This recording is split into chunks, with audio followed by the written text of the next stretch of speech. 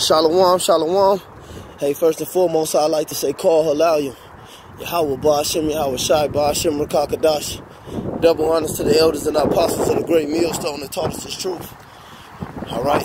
Shalom and salutations to the hopeful elect. I came out there spreading the gospel throughout the four corners of the earth in sincerity and truth and presenting their bodies as a living sacrifice. And as the scriptures teach us to do.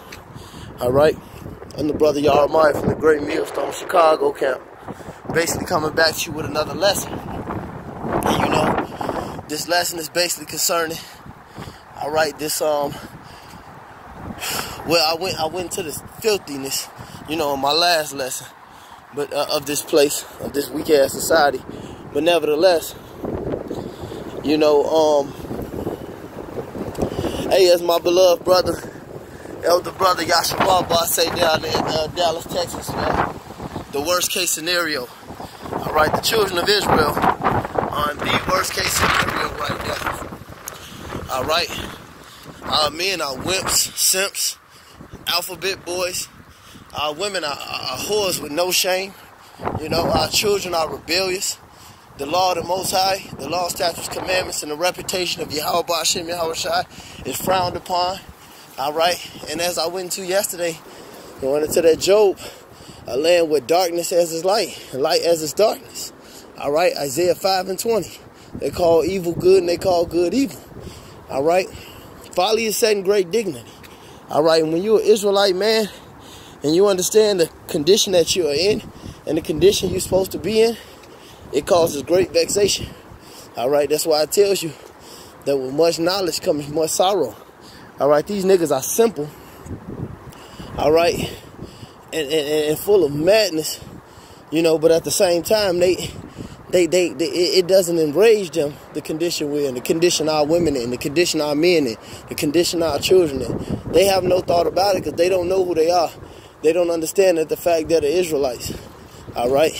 That's why they commemorate the so-called white man, woman, and child's whole live days, his Easter, his Christmas, his Halloween, his Christianity. You know, the traditions of the other nations ruling over them and they're being comfortable with it.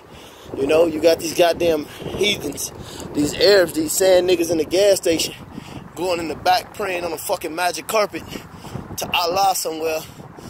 You got the black woman, you know, in his kitchen, in his restaurants, blowing his rod, you know, cooking chicken, selling you niggas pork, but he telling you not to eat it. You know, he's telling you he don't eat it and lord itself over you. You know, them damn sand niggas own everything in your goddamn community. You know, these wicked-ass Hamites, these Africans, which we are not, you know, in the community, buying up all type of shit. You know, the goddamn Chinese, our people don't have no problem with it. They think it's cool, you know. They think it's just by coincidence that they're at the bottom of the barrel, all right, that they have low self-esteem.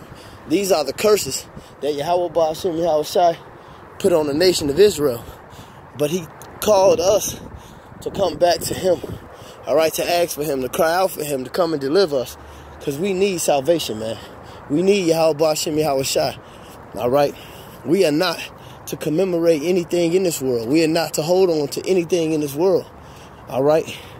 That's a quote, I always quote that saying, life is a bridge. Don't build a house on it, all right? Especially in this path with this truth, man. You got to be numb, you know? Especially in this truth, you got to know that everybody hates you. Your woman is not your woman, man. She's her woman. All right, your children is not your children. They're the government's children. They're Esau's children. All right? The scriptures clearly tell you how to deal with an adulterous woman, an idolatrous man, a rebellious child. Hey, all of them are to be put to death. Honestly, you know, according to the scriptures. Because you carry that out in America, hell no. And that's a vexation. Hey, that's why all these vexations that we were put to deal with in this captivity, you know, to shame us, bring us at an all-time low, and humble us. You know, this is the humbling process. We're being greatly humbled, man. And but the scriptures tell you, before honor comes what? Humility. Scriptures say he who exalts himself should be humble. He who humbles himself should be exalted. The Lord is putting us through the ringer, man. But while we're in the ringer, we're crying out to him, man. You know, we ain't like these simple niggas going along to get along. You know, with Esau, hey, our face is against this place, man. Our face is against this place, man. And all the truth and the glory and all the wonderful things we bring out, because that's what the truth is, you know. It's glorious and it's wonderful. You know, they bring it out as hate speech, you know. Us being weirdos for keeping the laws, statutes, and commandments of Yahweh Shem Yahushua. Hey, we got to embrace that all, man. We embrace all of that, man. You know, you don't bend or fold because you don't coincide with this nigga theology, you know, or the white man's ideology. That's the word for it. With this nigga ideology, you know, being wicked. Hey, you gotta be. Oh man, there's just so much shit on my mind. But you know, this is a spiritual rant. It's an exhortation to the brotherhood, man. You know, it's an exhortation to the few sisters out there, you know, that do listen up as well. This is almost the end. And that is of a fact. You know, and that's why people, man, this shit is just gross, man. You know, but you got to remember the scriptures, brothers. You got to stay strong. You got to remember how the scriptures teach you and tell you that what? He who is friends with the world is an enemy of the Most High. You know, the scripture tell you to bear your cross. We got to do those things. Yahushua, you know, did. It is the greatest man that has ever existed. You know, the man who set out the path for us. He lived a very humiliating life, so to speak. He lived a very humble life. All right, died the worst death to ever be, the worst death ever. You know, fuck it, it was the worst death ever. All right, it describes that. You know, it prophesied that in the book of Isaiah. I think it's the 53rd chapter. He lets you know, man. All right, but here it is. This is the most powerful being to ever live the earth. And we drinking of that cup right now. And it don't feel good, but it's going to feel great when we become joint heirs with him in his kingdom, man. Scriptures didn't say the prophets hated their lives unto death for nothing. All right, we live in that rocky road, man. That rough, hard, straight gate is what we going through. You know, we got to continue to hate this place and everything about it. But as I started off the lesson, man, it's always going to be something. You know, a man of the Lord is not going to have a good life, man. You can have $10 million and not have a good life, you know. You can have $10 million and your son grow up and be an alphabet boy, you know. Your daughter grow up to be on the goddamn a porno flick or something, man. You know, this is the position that we have been lowered to, man. You know, look at our women, man. Come on, man. You know, you could be madly in love and then one day, and that's not good, you know. So I always going to that, hey, love is the death of duty. You know, the next day your woman decides to go viral with some adultery or whatnot, and you know, you gotta deal with that. And they'll get rewarded for it, you know, especially if you're so-called married according to the so-called white man's system. You know, they'll get child support, alimony, or whatever benefit Esau gonna throw at them for wickedness. You know, our people are desensitized to wickedness. They normalize wickedness so much. You know, I bring up these scenarios, man, because you got to understand you're in the worst case scenario. You have to buy food. You have to pay rent. You have to go work for the so-called, it's the captivity that we in. We put ourselves in this captivity, you know, but at the same time, it's just horrible, man. Nothing's good about this place. The only thing we can do is cry out to Yahweh Shem Yahushua and do this work. He put us in this situation to call out for him and do the work, man. That's why the scriptures say, look at 5-0, man. Fuck y'all looking at, man. Oh boy. But that's why the scriptures say what? Whatever thou findest thy hand to do, do it with all thy might. And we doing this work with all our might, man.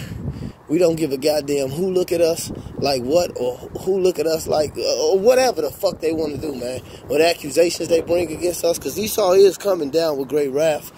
All right, the persecution is coming. You ain't got to worry. If you worrying about a nigga looking at you funny, man, that's the last of your fucking worries, man. Hey, Esau is going to come down with great wrath. He's going to kick in the door, you know.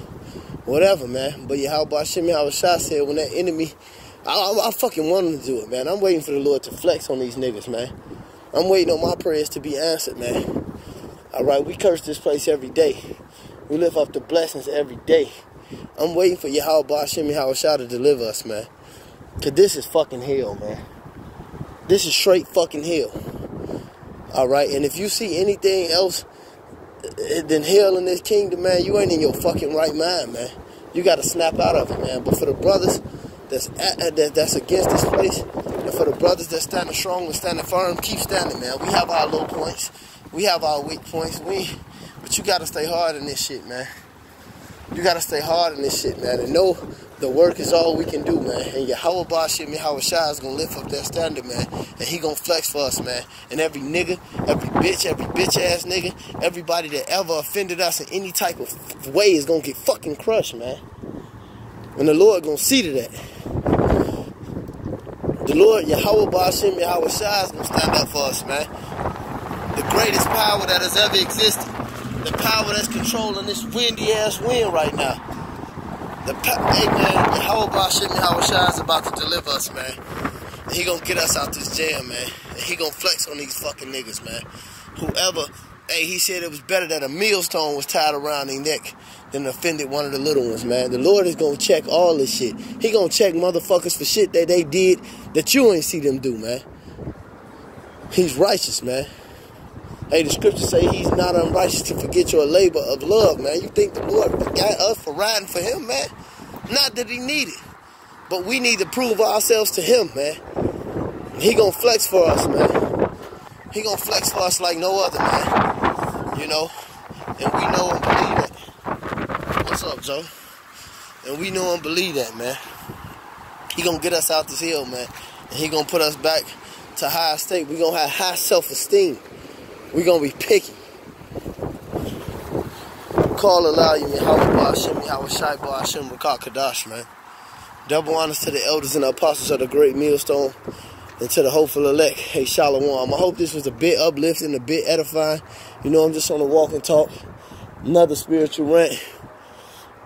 Yahweh Shimmy Hawashai deliver us out this wicked ass place, man. It's constant vexation, man. But we're going to endure, man, to get them big crowns. And this shit ain't even comparable to what the elect gonna get. Yahweh Ratazah, hey, from the elders and the apostles on down, man. I really hope we make it, man. Shalom.